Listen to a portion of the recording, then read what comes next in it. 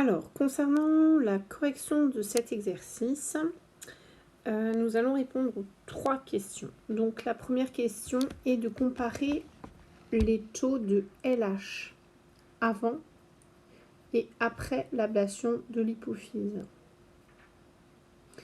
Alors, il s'agit ici de dire, n'oubliez pas que vous pouvez mettre sur pause pour vérifier vos corrections, rajouter des choses que vous avez oubliées en faisant cet exercice par exemple.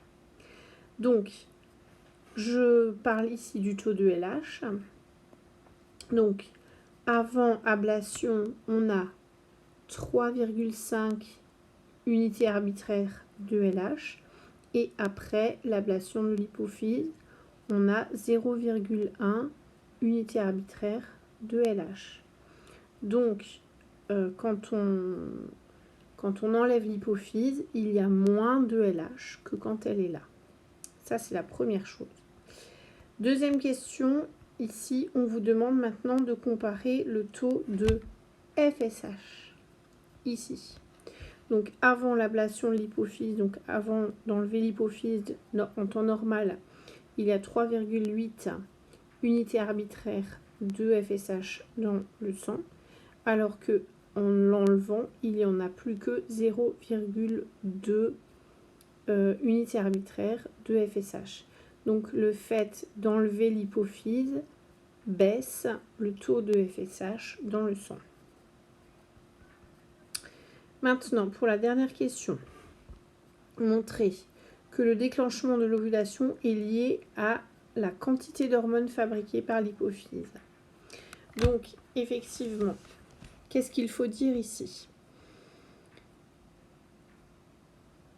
Quand on enlève l'hypophyse, donc sans hypophyse,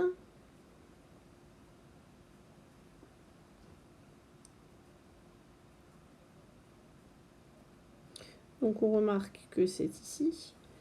Qu'est-ce qu'on remarque? Que il y a une baisse de LH et une baisse de FSH par rapport à la normale et que il n'y a pas d'ovulation.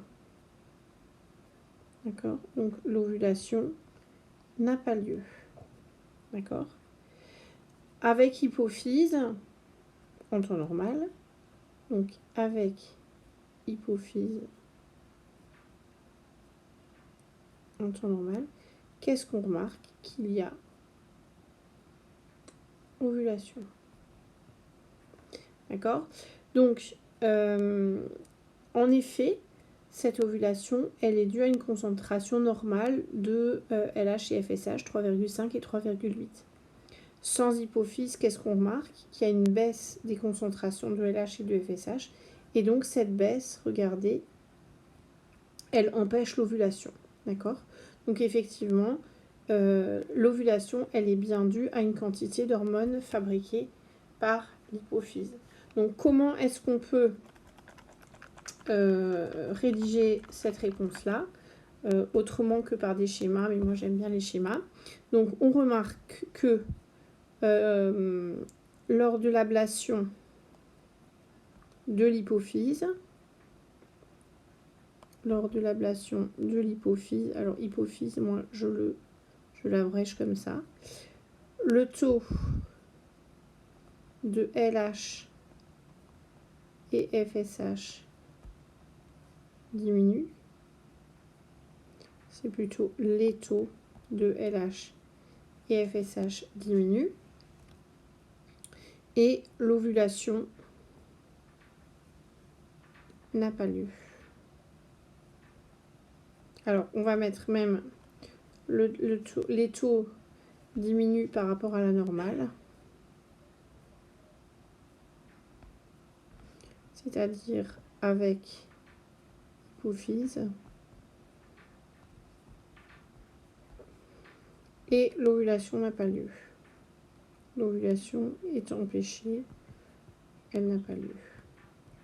Donc, qu'est-ce que ça signifie ça?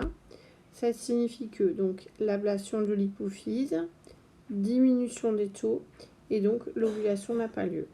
Donc, en effet, l'ovulation, est bien permise ou due à un taux de LH et de FSH normaux qui sont dus en fait à la présence de cette hypophyse. D'accord? Donc si on voulait faire un dernier schéma pour montrer qu'on a bien compris, l'hypophyse, qu'est-ce qu'elle fait? Elle va fabriquer de la LH et elle va fabriquer de la FSH. Et donc, la LH et la FSH vont déclencher l'ovulation.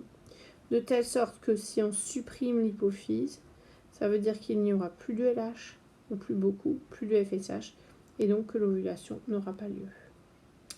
Voilà pour cet exercice.